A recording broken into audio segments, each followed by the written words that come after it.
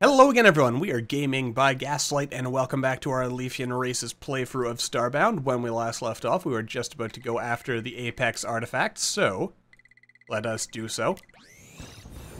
Now, we do have a bit of a problem here, because I've been agonizing over this for a few days. What kind of voice do I give Lana? And I tried. Believe me, I tried, but I can't pull off a Russian or even vaguely Eastern Bloc-esque accent. Apparently, I just don't have the vocals for it. Apparently, probably. So, I don't know. It just doesn't work. But look at that. The posture, the stance, very military, very Russian-esque. Probably, maybe. I can't do it. I can't get a good working voice. So, Lana doesn't get a voice. Hey, soldier, quick, we need you down in the tunnels.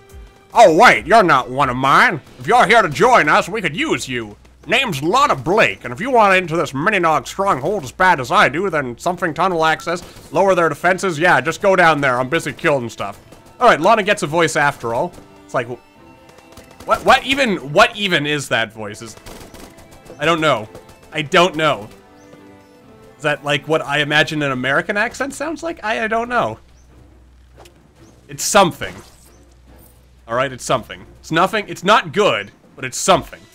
So be happy with it. I mostly say that to myself, really. I'm not happy with it. Ah well, it's alright. Got our cool little diggly dogglies over there. We'll come back for those later. I mean, you only unlock that basically at the end of the level anyways, so nothing too much to worry about there. Alright, scans show the facility is densely blah blah blah. I mean, we know this stuff. Yeah. Another guard and another one. Yeah. I'm not too bothered by that. What do we got here? Dispatch today. Mini-nog Stronghold number 1 to Mini-nog headquarters, informing HQ of effectiveness of new defense systems installed at number 1. Also of success of weapon system currently in development. All expectations surpassed. Number 1 offers HQ assistance in instituting its said systems on HQ site. Technicians dispatched immediately upon request. Alright, jolly good. Oh, there's a little knob thing here. I forget whether that knob actually does anything or if that's just there to look pretty. But I'm going to assume it does something, so let us move on. Move on with our lives. Aha, I see you, big ape.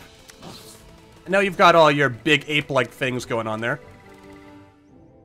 I'll get that. Hello there, friend. Just gonna kind of duck under you. Just kind of give you a little poke with my stabbing stick, as I call it. Let's see, positive impact. Now, here's a question, Esper. Where do you get off in, you know, just interfering in the affairs of a foreign sovereign country, huh? Or species, whatever. We now have been able to, have now been able to determine that there are no remaining Apex colonies free of rebel activity. There are rebels on all Apex-occupied worlds, and the movement is especially prevalent in our larger cities. Intelligence has managed to establish that there are several cities in which each precinct has its own base of rebel operations. Activity varies. Some cells limit themselves to underground dissemination of unlawful propaganda, while others partake in acts of aggression, sabotage, and, as we know, all-out warfare. I mean, it's an interesting question, isn't it? I mean, what right do we, you know, like, we're coming in here. I mean, yeah, I mean, you could argue that the Apex, they are part of the Protectorate. You know, they're... Then again, that's actually an interesting question. Were the Apex actually part of the Protectorate? I mean, there are Apex there. But were those, like, sovereign, you know, we're not sovereign. Were those, like, actual citizens? Or were those more, what am I trying to say here? Like, were those rebels who had fled persecution? The truth is, I don't know. But there's questions. Questions that don't exactly have easy answers, do they? And, like, what right do we have to be coming in here and assisting this and interfering with a sovereign government? Alright, budget allocation. I mean, it's just a table of contents. We're not going to read that. I mean, it does provide some hints and stuff about the whole big ape mechanism that we are about to encounter, of course, but that's still... There we go. That handles that very nicely. But yeah. So what are your thoughts on that anyway? Like, it's obviously portrayed as, you know, what we're doing. Where did... Oh, there's Ezeon. I was wondering where he went. But yeah, I mean, it's a question worth asking. Like, how much of a right do we have, really? Like, I mean, I know this is a video game, and we probably shouldn't be asking these kinds of questions, but... I don't know, I was just kind of thinking about it, because it's sort of the thing... It's something that does come up in real life.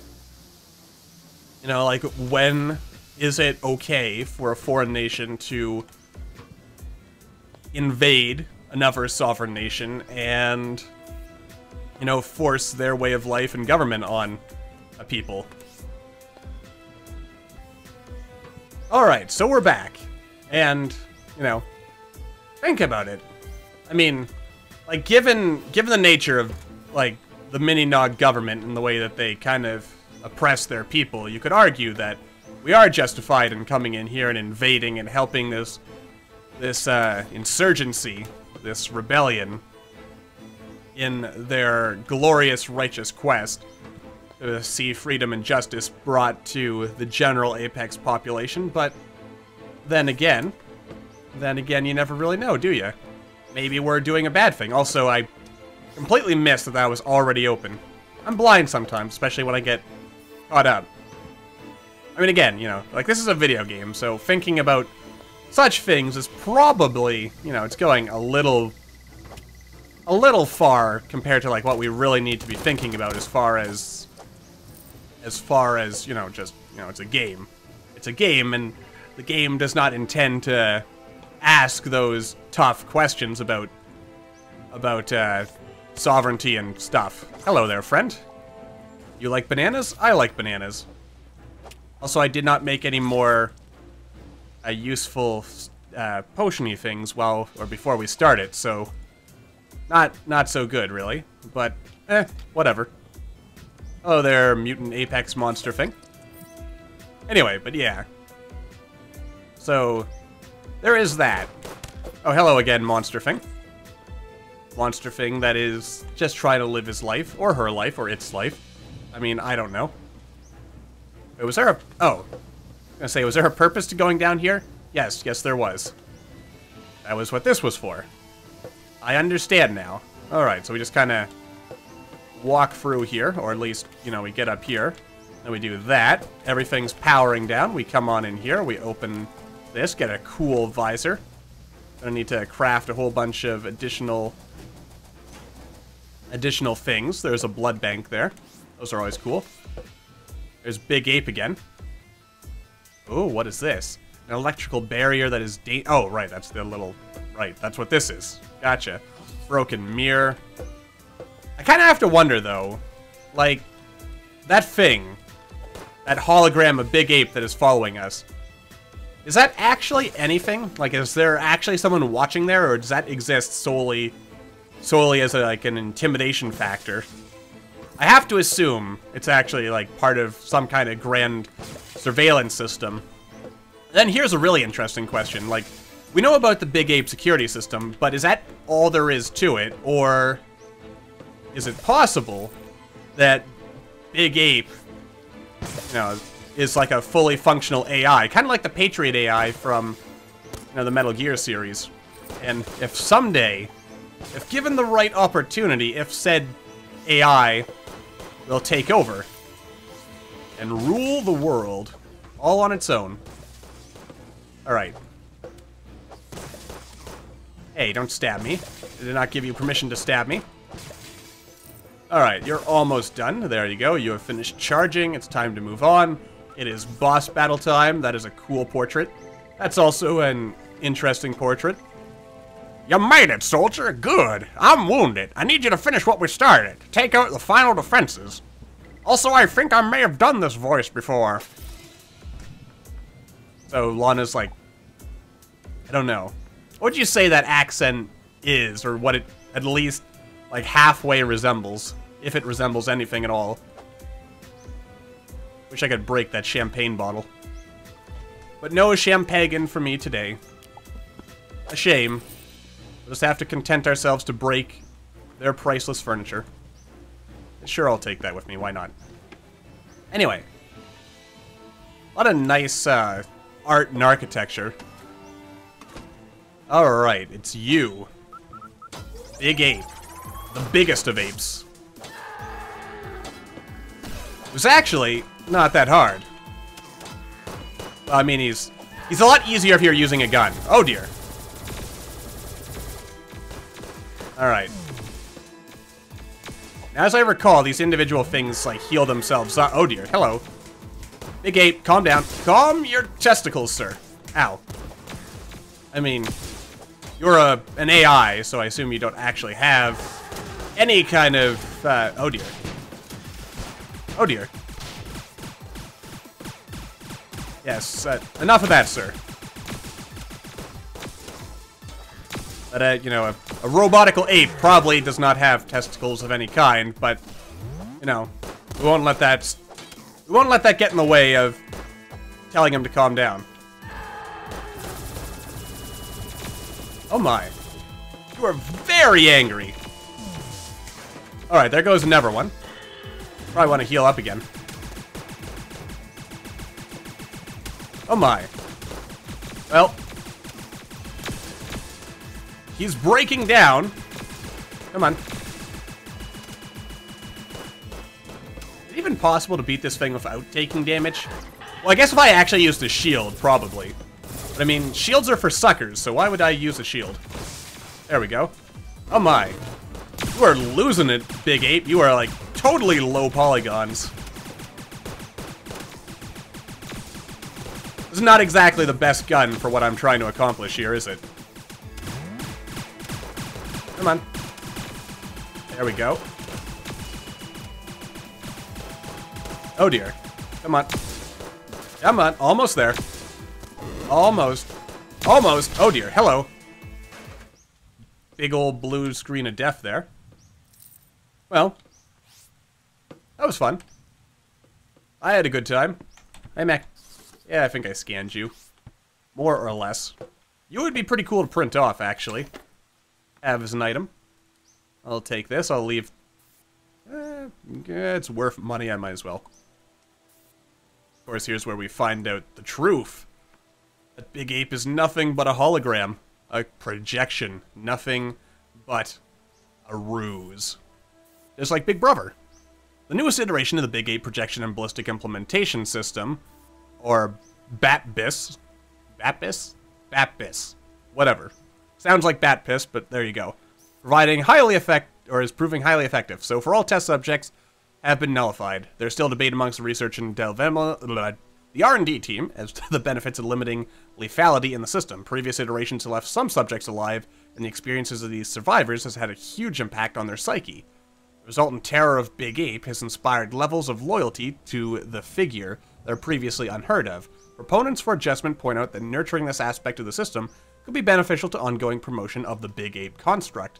This school of thought is gaining momentum, and it is likely that changes will soon be implemented to purposefully allow some limited potential for the survival of test subjects. Notwithstanding this, there has been much celebration within the department as a result of realizing a 100% fatality rate using the current version of the system. Yippee for you, I guess. It's actually kind of sad when you think about it, because there's sort of an implication here, in my opinion, that there was a time, like when you just look at how old and decrepit and run down this is, that the Ministry of Knowledge was literally just, like, a department within a larger government that actually stood for something, like something good, like something for the people, like for research and knowledge and expanding frontiers of apex kind, and then somewhere along the way, it all got corrupted into some kind of totalitarian dictatorship. Well done, soldier. Thanks to you, this is all worth it. Also, my accent changed again. What is this thing anyway? It's glowing very distractingly. Oh, this is what you're here for? Well, go ahead and take it. It's not like it's a symbol of our culture or anything. Screw that. Soldier, I'd like to help you. I think you've earned some assistance. I have skills that might be useful to you. Not combat, mind you. I'm just gonna make you pay me money in decadent capitalist system in order to get useful items that you could probably get by just grinding away in dungeons for hours and hours at a time. Because that is the true Apex way. Decadent capitalism. Or something like that. I'll see you on the other side, soldier. Alright. Also, cool scar. Pretty straightforward mission, all told. Not too bad. I think we did okay for ourselves. Also, where are our... Oh, these are the leather bandages. Do I have any non-leather bandages? Possibly. Anyway, it looks like we have time for more stuff, so I guess we will round out the episode by exploring a little bit. What's this? Some kind of verse? Oh, and you gave me light.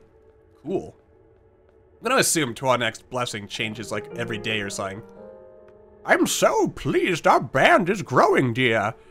That we're gathering allies along with the artifacts. It's almost like starting a new protectorate. Who are you again? Anyway, there's the glitch artifact. That's the last piece of the puzzle for us. Also cool manipulator module do hickamabob there. We have Koichi over here. We've got... I always feel like I'm saying his name wrong. But apparently I'm saying it right, I think. Possibly. Totally need to buy this. Buy all the augments except possibly gravity. I mean, gravity is a cool augment, but it's a little wibbly-wobbly for my liking. And we'll merge all the augments into one super augment and then move on with our lives. You ever wonder if the rune is just, you know, just a misunderstood monster? Doesn't really want to destroy the universe. It's like Bizarro in some continuities where he's trying to help, but, you know, because he comes from a crazy backwards land, helping is hurting. So that's good to know. Also, even though it kind of glitched out. Also, yeah, I did grind for a couple of parts, and we now have more and better parts. Alright, we got the weird shadow people. Hello there, shadow people. Hi there, friend. Got our little mining laser. Wow. 3 things in a row. And then we've got Spooky McSpookington over there. Who is, you know, very, very spooky. Wow. Getting a lot of receptacles now. That's good. I cannot tell you how much time I spent off camera grinding for receptacles in order to upgrade our ship. And then it turns out it was here all along. Alright, let's just... Oh dear. Yeah, we'll just... Oh dear. Yeah, come on. Come on. Yeah, the mining laser, well more effective, clearly, at doing damage. There we are, a Typhon Corpse. So we can sell those at Regin ships to scientists, apparently, if a scientist happens to spawn on said ship. That's good to know. Bit of a shame we can't save those people. And those Typhon things are a reference to Prey, a game I have not played, but I've heard good things about. Mod Spotlight episode for it, because I know I've been meaning to, just haven't got around to it. Oh, this mining laser is so useful at killing enemies. It doesn't really reflect them as well as, like, just your standard non-laser mining drill thing. So, that does hinder our defenses a little bit, but it's also very easy to hit our enemies with it, so that's a plus. Oh my, you are very fast, aren't you? There we go. Wow, that battery... Actually, there's another thing. I've heard that, like, because there's been a lot of discussion, especially, like, when the update first came out, in the comments for these videos about, you know, like, asking me what my thoughts were on whether I figured mechs were, like, too strong or too weak. Usually asking if I thought they were too weak.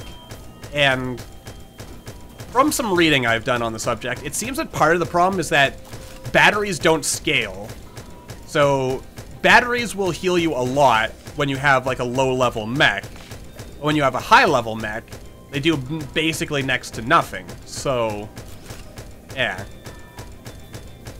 Another interesting comment I remember reading not that long ago is that some people have commented that they figure that Chucklefish, like, when they add things, like in 1.3, for instance, to the game, they add these things not necessarily as like fully fleshed out ideas themselves, but as like, you know, with the intention that modders will do something with it. You know, modders will be the ones to actually flesh out the stuff they add and make it into something, you know, like, meaningful. Not to say that Chucklefish hasn't made meaningful content, just that there is apparently a school of thought that some of Chucklefish's design philosophy is that, you know, they introduce, like, bare bones features.